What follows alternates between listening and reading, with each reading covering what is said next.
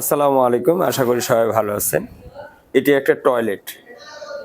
এই পর্যন্ত এটা একটা টয়লেট, এই যে লেয়ার দিয়ে রাখছে। তো এখানে ৪টা পাইপ, এই একটা, ওই একটা, এই একটা, এই একটা।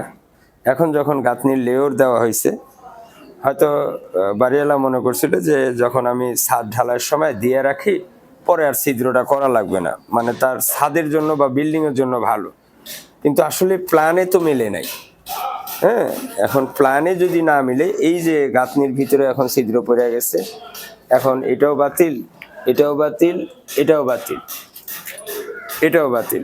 ৪টা ছিদ্র বাতিল করে আবার করতে হবে কি, যদি একটা লো কমোড বা একটা হাই কমোড হয়, আবার 3টা ছিদ্র করতে হবে মাপ অনুযায়ী। যেমন এই পাশে লো কমোড, এই পাশে হাই কমোড, ওখানে 2টা ছিদ্র, আবার একটা আছে গোসলের লাইন, 3টা ছিদ্র আবার। তাহলে এই একটা জায়গায় উপকার করতে যে উপকার হইল না অপকার হইল। তাহলে ছাদ ঢালার সময় আপনারা প্ল্যান ছাড়া এগুলো দিয়েন না। হ্যাঁ, মূলত আমি বোঝানোর কারণ হইছে এটা। এখন এই জায়গাটুকে 7টা ছিদ্র হইতেছে, 4 আরো 3টা তো বাকি আছে।